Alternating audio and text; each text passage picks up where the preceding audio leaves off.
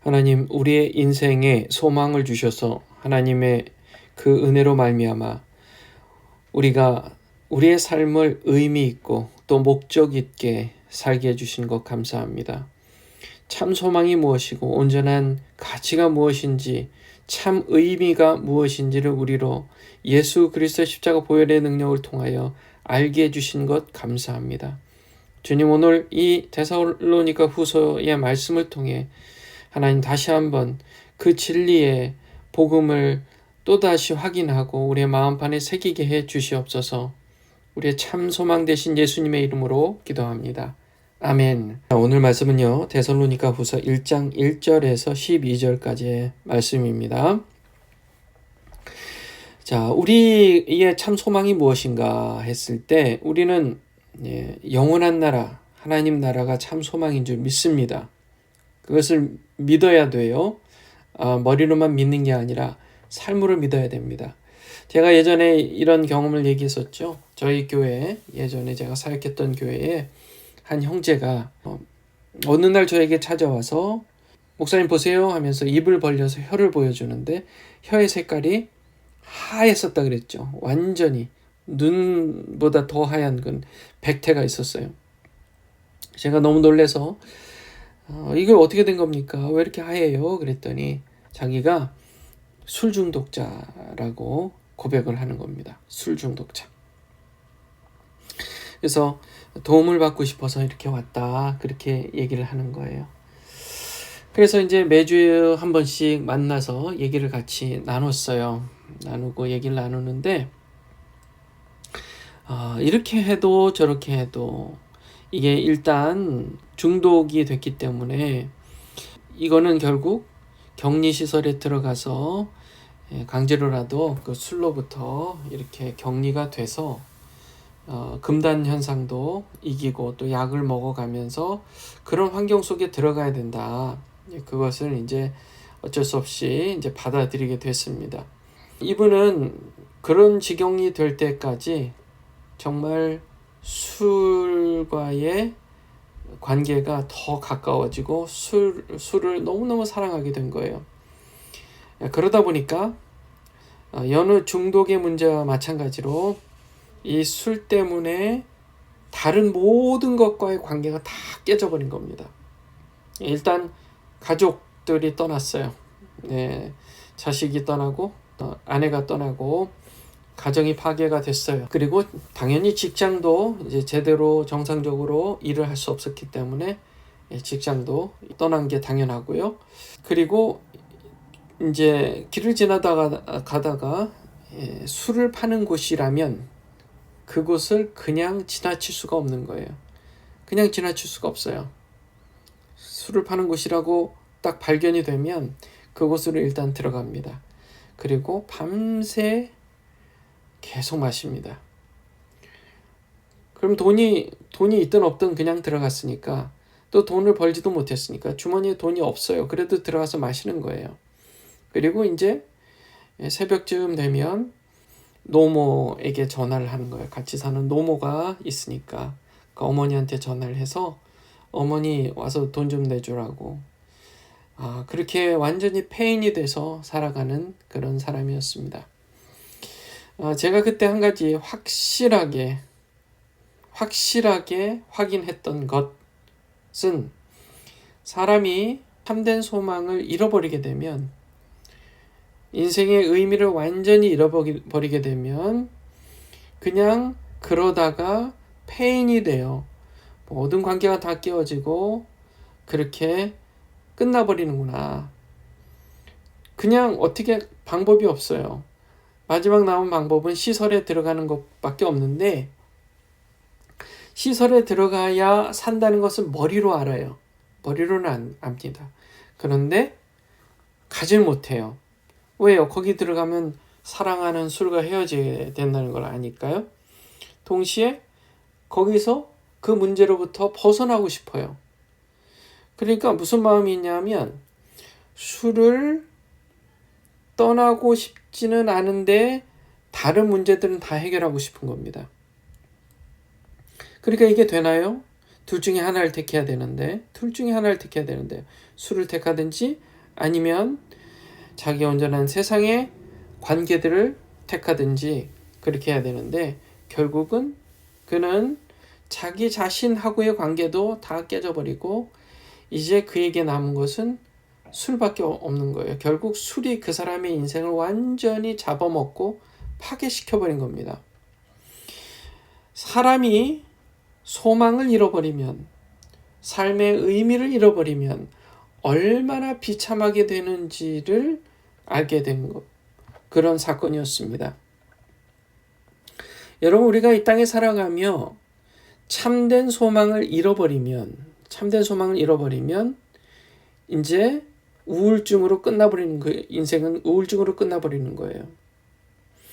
자, 보통 젊을 때 일하면서 느끼는, 나는 살아있구나 라고 느끼는 그 보람, 삶의 의미를 일시적으로 느낄 수 있어요.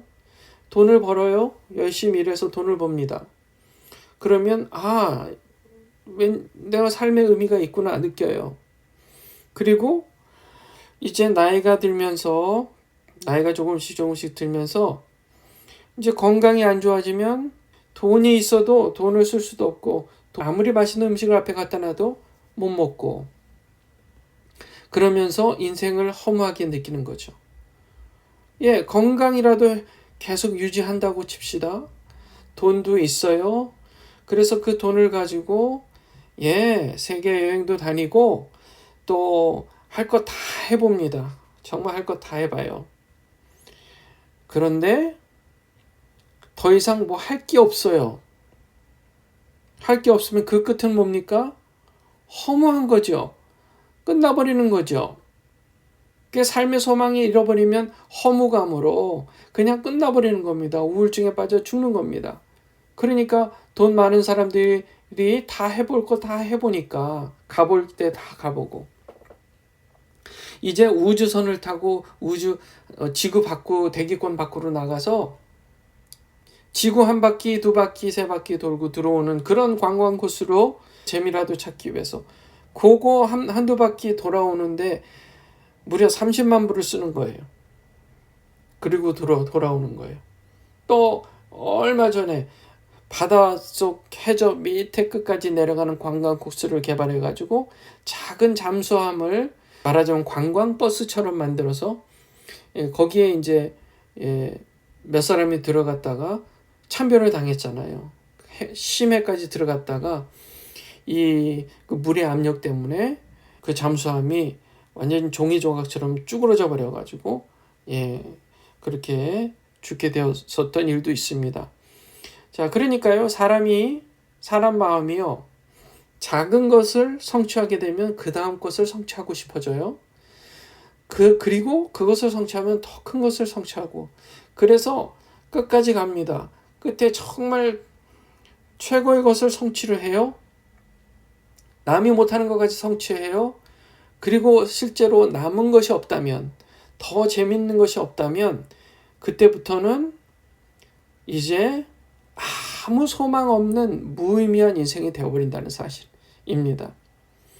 자, 우리가 이런 자료들을 종합해 봤을 때 우리 믿는 자들이 갖고 있는 영원한 나라에 대한 소망, 이것은 참 소망인 줄 우리가 다시 한번 확인하게 된다는 사실입니다. 성경은 이미 얘기했어요. 하나님의 말씀은 이미 우리에게 전하고 있어요. 우리의 인생에 참 기쁨과 소망을 주는 것은 하나님 나라에 대한 소망이라는 사실입니다. 여러분 믿으시기 바라요. 이 세상에는요, 우리가 영원히 마음 둘 것 아무것도 없습니다. 아무것도 없어요. 지금 데살로니가 교인들에게 사도 바울이 이제 두 번째 편지를 쓰는데요. 첫 번째 편지 때 참 소망은 하늘나라에 있다.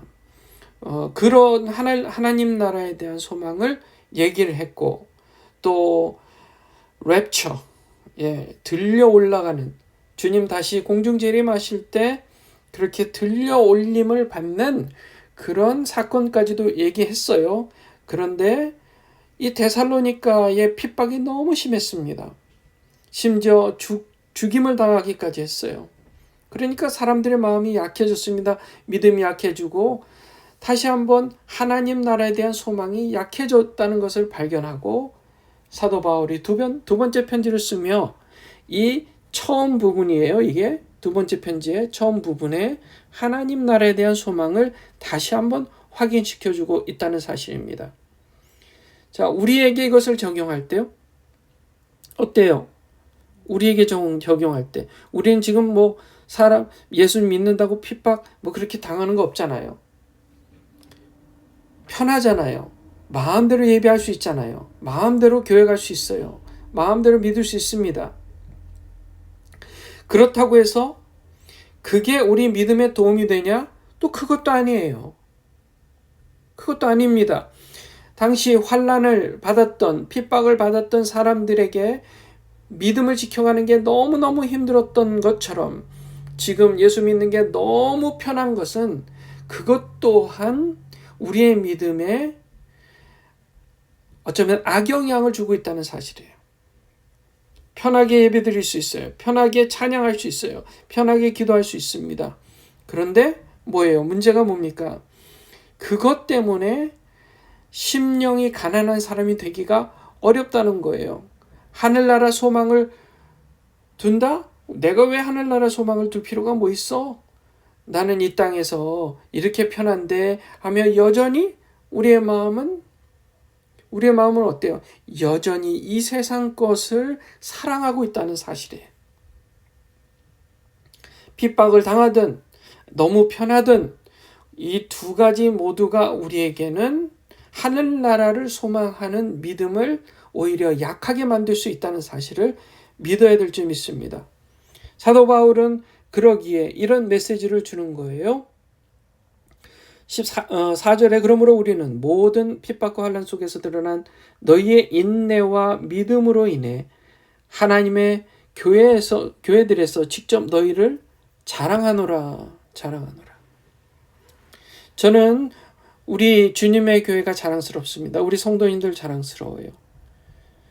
믿음의 온전한 믿음을 지키기 위해 인내하고 또 하나님 더욱 섬기기 위해서 최선을 다하는 우리 성도님들이 계시기에 저는 자랑스럽습니다. 그리고 알리고 싶어요. 온 세상에 알리고 싶어요. 그래서 인터넷 방송도 하고 지금 그런 일들을 하려고 지금 여러 가지 방법들을 찾고 있습니다. 5절 말씀에 사도 바울이 이렇게 연결해서 얘기합니다. 하나님의 의로운 심판의 명백한 징표요. 이게 무슨 말이냐면 하나님을 믿지 않는 사람들, 또 예수님을 부인하는 사람들, 또 예수 믿는 사람들 핍박하는 사람들, 이런 사람들은 결국 하나님의 의로운 심판을 면하지 못할 것이라는 증거라는 거예요. 너희를 하나님의 왕국에 합당한 자로 여기시려고 주신 것인데 그 왕국을 위하여 너희도 고난을 당하느니라. 우리가 예수 믿는다고 고난을 당하는 것은 우리에게 복이 되는 겁니다. 복이 되는 거예요. 너희를 괴롭게 하는 자들에게는 환난으로 하나님께서 갚으신다는 겁니다. 반드시 갚으세요. 대신 괴로움을 당하고 믿음을 지키기 위해서 최선을 다하는 너에게는 하나님께서 안식으로 갚으실 것이다. 예수님께서 자신의 강력한 천사들과 함께 하늘로부터 나타나실 것, 그리고 하나님을 알지 못하는 자들과 우리 주 예수 그리스도의 복음에 순종하지 않는 자들에게 타오르는 불로 징벌하실 것, 그것을 지금 선포하고 전하고 있는 것입니다. 저는 확신해요. 주님께서 심판하시는 그날 예수 믿는 자들은 영원한 안식과 영원한 생명의 삶으로 들어갈 것인데 반대로 하나님을 알지 못하거나 그리스도의 복음에 순종하지 않은 자들은 반드시 불로 심판을 당할 거라는 그 사실을 저는 확신합니다. 왜요? 왜 그래요? 그들은 하나님의 은혜의 복음을 필요 없다고 스스로 버렸기 때문입니다. 천국이라는 게 뭐예요? 천국은 하나님과 함께 사는 겁니다. 천국은 하나님과 함께 사는 거예요. 이 땅에 살아가며 하나님과 함께 지내기를 거부하는 사람들이 굳이 천국에서 영원히 하나님과 함께 거할 것을 원할 리가 없습니다. 그래서 하나님을 사모하고 하나님과 함께하기를 원하고 하나님과 친밀해지기를 원하는 사람들은 당연히 영원한 나라에서 하나님과 영원히 살 터인데, 거꾸로 이것을 거부한 사람들은 그들이 원하는 대로 영원히 하나님과 분리되어 살 줄 저는 믿습니다. 그것을 성경은 파멸이다, 형벌이다 그렇게 얘기하는 거예요. 뭐가 파멸이고 뭐가 형벌이라고요? 하나님과 떠나 사는 게 파멸이고 형벌이라는 사실이에요. 저와 여러분이 하나님과 함께 임마누엘 하나님과 함께 동행하고 그분과 친밀해지는 것은 큰 복입니다. 큰 은혜예요. 반대로 하나님을 선택하지 않고 하나님을 버리는 인생은 그 자체로 이미 파멸이고 형벌입니다. 저와 여러분이 예수 믿고 구원받은 게 얼마나 큰 은혜인지를, 그리고 그것이 지금부터 쭉 연결되어 영원히 계속될 줄 믿습니다. 하나님과 함께하는 게 복이에요. 그래서 이 땅에서 우리가 다른 사람이, 내가 사랑하는 사람들이 아직도 혹시 하나님과 분리되어 있는 것을 원하고 있다면 마음을 돌이키라. 회개하고 하나님을 버렸던, 하나님을 거부했던 마음을 이제 포기하고 삶을 유턴해서 이제 하나님을 향해 돌아오라. 너가 마음만 먹으면, 너가 마음만 먹고 마음의 문을 열면 그분이 너의 마음속으로 들어와 함께 더불어 먹고 마시리라. 우리가 그렇게 선포해야 될 줄 믿습니다. 그날에 그분께서 오셔서 10절 자신의 성도들 가운데서 영광을 받으시고 우리로 인해 영광을 받으시는 하나님. 우리는 지금부터 우리의 삶이 하나님께 영광을 드리는 삶이에요. 주일 예배뿐만이 아니라 매일의 삶에서 하나님께 영광을 드리는 삶을 사는 거예요. 그러니 그런 습관대로 계속 하나님을 사랑하고 하나님께 영광 드리는 그런 삶을 살았던 사람들이라면 계속해서 그분이 오시는 그날도 우리는 하나님께 영광을 돌리고 있을 것이라는 사실이에요. 우리가 그분을 찬송할 겁니다. 찬송할 겁니다. 그러므로 우리도 항상 지금 사도 바울이 실루아노와 디모데와 함께 계속해서 중보를 하고 있는 것입니다. 합당한 자로 여기시고, 너희들은 합당한 자로 여기시고, 결국 그분 안에서, 너희가 그분 안에서 12절 영광을 받게 하려 함이라. 자, 우리가 참 소망을 얻은 사람으로서 하나님 안에 거한다면, 하나님 안에 거하는 그런 인생이라면 이제 다른 사람에게도 그런 영광스러운 인생을 살 수 있도록 우리가 리치아웃해서 그들에게도 복음을 전하고, 또 믿음이 아직 자라지 못한 사람들을 위해서 계속해서 중보하고 그렇게 해야 될 줄 믿습니다. 우리 교회 목장이 있습니다. 목장의 역할이 그거예요. 목장의 역할.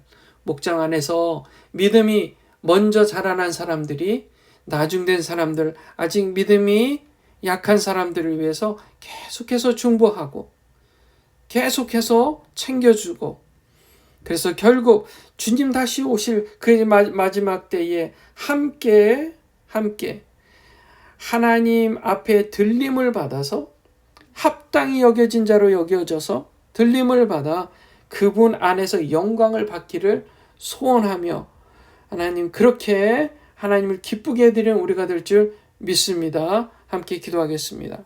거룩하신 하나님 감사합니다. 우리 인생이 주님의 것입니다. 하나님 영원한 나라 소망을 주셨사오니 감사합니다. 하나님 그 소망을 품고 이 땅에서 누리는 환난이든 누리는 편안함이든 그런 것이 우리의 참 소망을 약화시키지 않고 오히려 하나님을 더욱 사랑하게 되는 재료들이 되게 해 주시옵소서.